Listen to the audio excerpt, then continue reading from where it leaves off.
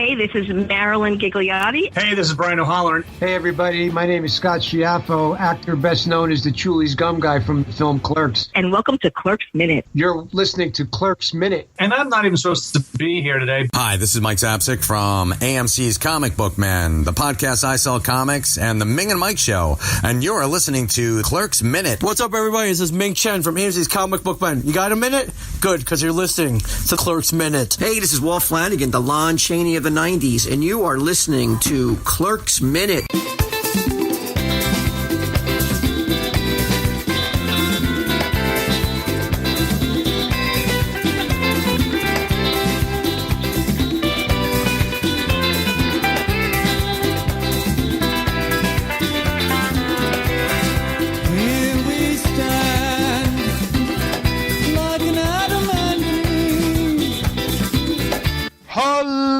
Welcome back to Clerks Minute, the show where we look back at the 2006 Kevin Smith sequel to You Can't Taste Racism Minutes at a Time. I'm Blake. I'm Kyle. Oh, and I'm Sal. Hey, it's Sal from the Blake and Sal Show. I'm not used to being on here. Yes, welcome to the show. Hello. The funny part, okay? Well, for the introductions, I point to Kyle, and most of the time, most people can't see me pointing at the screen, but you were actually on the video shot. You should have been able to see me pointing at the screen. Well, maybe I did.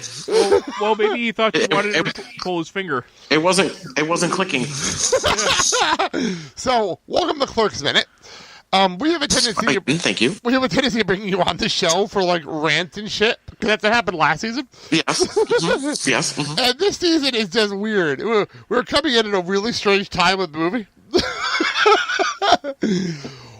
Before we brought you on, the two of them were actually centering themselves at a go-kart and doing go-karts, and now here we are, finding out why Dante was so bothered and telling Becky why he was. Randal telling Becky why he was so bothered. But first things first, who is our special guest for these minutes, Kyle? Well, playing the husband and wife here are comedians Earthquake and Wanda Sykes. Absolutely brilliant casting. Yes. And I know it's like, in this movie, we joked about it with Ben Affleck and all the other guest stars we've had throughout this movie. That is pretty much just like friends of Kevin Smith showing up in movies. That's where we are. Earthquake's a noted stand-up comic. He's done a lot of stand-up specials. Done many movies, most notably Barnyard, where he played Roos the Rooster, and most recently in the Mario Van Peebles film Armed. And Wanda Sykes, of course. Wanda Sykes, of course, really needs no introduction. I mean, she's done several TV shows, including Wanda at Large. She's been in several movies, including Over the Hedge and Evan Almighty, in which she has probably my favorite line in that movie. Evan shows up with long hair, a beard, and a mustache, looking like Noah. No, and she says, "Why do you sound like Evan Baxter but look like a Bee Gee?" By the way, I'd like to note, people, that was totally on top of his head. He did not look at a phone for notes for that. Nope. So, all right, let's get into this. I will throw it to Sal. Sal, you're obviously still in retail. We always joke about that on the main show. Yes. How much do people that have known you for a long time give you shit for working in retail still at your age? A lot. I mean, I even joke about it myself. Whenever somebody gets out of retail, I always say that they got a big boy job or they got a big girl job because, even I'm just like, ugh. Like, you when somebody says I work at the mall, it's like you think they're like 16. Well, you are at heart.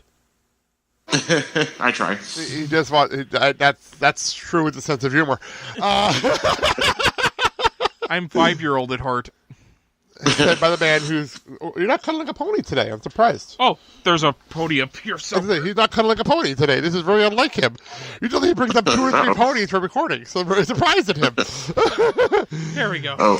This was also impromptu. He came off work and then we ran up here to do this. Yeah. Pretty impromptu today. For something that's scheduled 2 weeks in advance, this is very impromptu.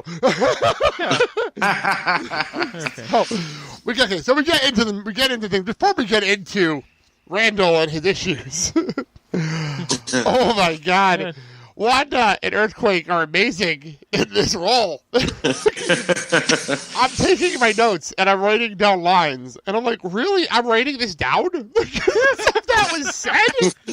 And even better, this is entirely improvised. Yes, I think about 90% of Earthquake and Wanda's lines are improvised.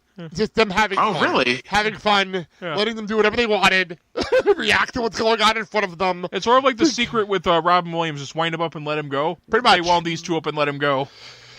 And you can tell that by some of the lines. And that starts off, when we start off our minutes with, a Mexican made me lose my job. They could put up a roof in 30 seconds. Spoken by Earthquake. And just after Wanda there asked, why aren't there any Mexicans in the Mexicans there? Mexican made me lose my job.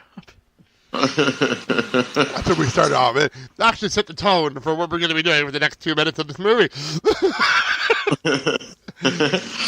All right. Becky turns to deal with Randal and Dante. And Becky pretty much is really mad, and I can't really blame her because they did leave the place, and she's like her and Elias, so just working by themselves. I can't really blame her for being pissed. So they left him with the hands of miscompetent and Elias.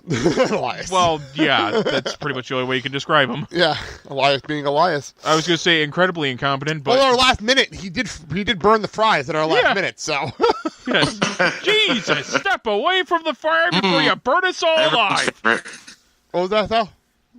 I said, everyone's favorite burnt fries. Burnt to a crisp. Not even burnt. Burnt to a solid black crisp. Like, you can't get more black than that. The fries might actually be blacker than Earthquake. Like, that black. Well, they're definitely blacker than Wanda. So. Now, let's be honest. We're being racist anyway, so what the fuck? Just go a lot about it at this point. Yeah. I'm sorry, it takes a special kind of incompetence a special kind of stupid to be able to burn fries. Especially that black. In a fryer, that black. I don't think Beavis and Butthead could fuck up that bad. Well, no, they'd be busy frying busy frying worms. Touche. Anyway, Becky wants to know where they went. Dante says, you don't want to know. Which, by the way, did Randal ever actually say where they went? At all? I don't think so. I don't think so. Yeah, I don't think Randal ever told them where they went. But and to Becky's credit, she is being the boss here. Yeah. We deal with Becky. I feel like we deal with Becky at like 3 different levels. We deal with the jokester, we deal with the boss, and then we deal with Becky, friend. the female, the friend, female. So here we're doing with the boss. I know it's your last day and all, but while you're on the clock and you pretend you still give a shit. Quite hard in that job. Well, obviously Dante's the only one here that does give a shit, I feel like, at times. I gotta give credit where it's due. And on the last day, you still give the shit. But Randal, and this is where things go downhill quickly. Randal gets says some cock-stained we went to high school with came in to remind us that we're failures, and I wanted to blow off some steam, if you must know. Yeah. And this is where you jump over to Wanda. What is Wanda's actual name? What's her name in the character's wife? Or? It's just wife and husband. Okay, I wasn't sure. It's in the actual casting. So you know what? For all we know, they could be Wanda Sykes and Earthquake. You know, let's go with that. Perfect. Yeah. Perfect. It makes it easier for me to say who they are. Perfect. So, well, they don't have names, so let's call them by their real names. Cool. And which I thought was really ironic, considering the fact that Wanda Sykes is a lesbian. Oh. Acting. Acting. So anyway, Dante. So okay, back to this. Wanda, did he just say cockstain? What the fuck is cockstain? And I love that this is improv. You can tell this is improv. There's no way this is written. Because Earthquake responds with some white freaky shit. Two white boys want to do everything. Want to do a cockstain? Want to do a cockstain?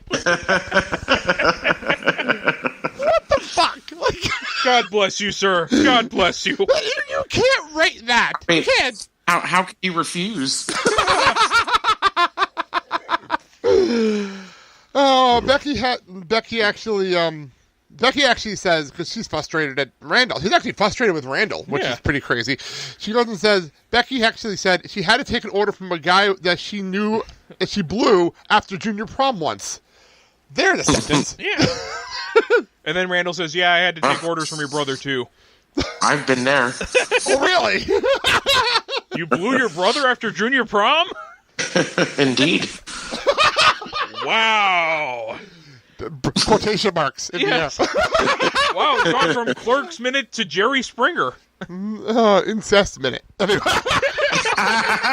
Hey, that's a great new show after this one's done. Oh, fuck. And Becky's actually thrown off because fucking smartass of smartass got thrown off by a loser coming in and give you shit about your job, your Mick job. I love how phrase Mick job. Yeah. I think that's a great wording. Yeah. Absolutely brilliant. So this is where things start going a little nuts.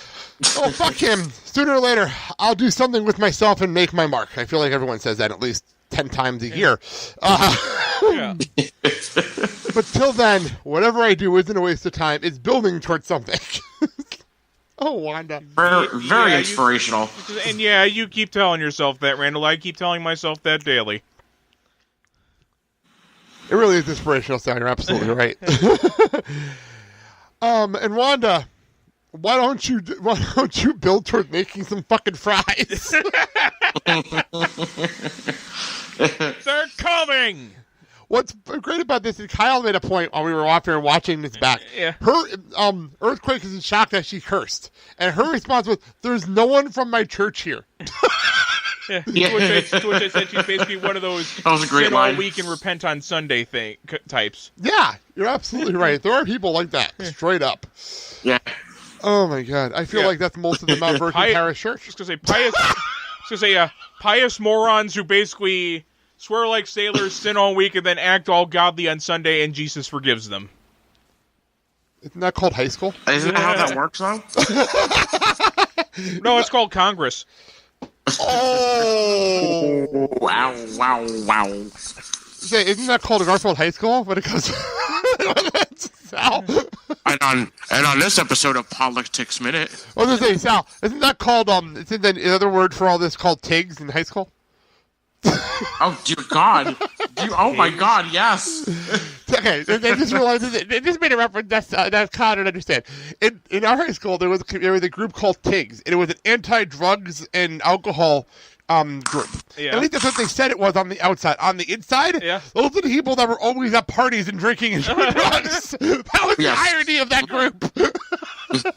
Those were the people that on our senior, like our prom, or was that our prom and our actually you weren't there for this. You may not even know this story. On our last day of school, we had the project graduation where we did a whole bunch of stuff after graduation. Did you know about the people that actually took ecstasy while we were on project graduation? What? Sorry. There was a dance party that we did, and then they took us to like a spa resort so we could swim and have a good time. And because that always makes sense. So let's bring a bunch of teenagers that don't have any care in the world to a spa resort where all the girls are going to be running around in bikinis. That's smart.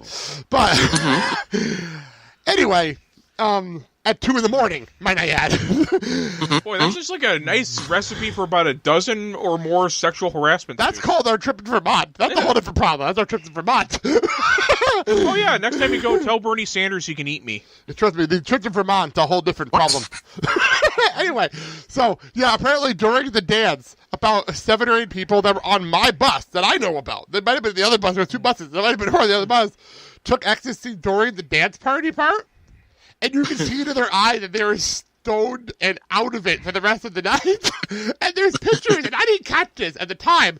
You look at the pictures that I took, and there's flash, but their eyes are like beat red. I thought it was the flash from the camera, but you look at the people, they're not red. So you can see who was actually on ecstasy on the bus from the pictures I took. So that's great. Funny.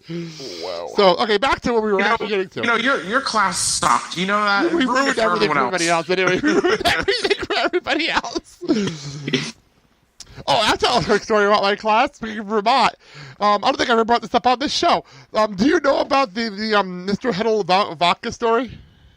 Yes. Okay, I'll tell the story on the air. So, I'll tell the story on the air. Mr. Heddle was our drama teacher, and rest in peace. I love him. He died a couple years back. One of my favorite people ever. But he's a big gay guy. Big guy. Very, very gay. to the point where he'd bring boyfriends back to drama club and bring them up to his office during drama practice. Like, it happened. Yeah. So he plays the drama teacher. It's been over a decade.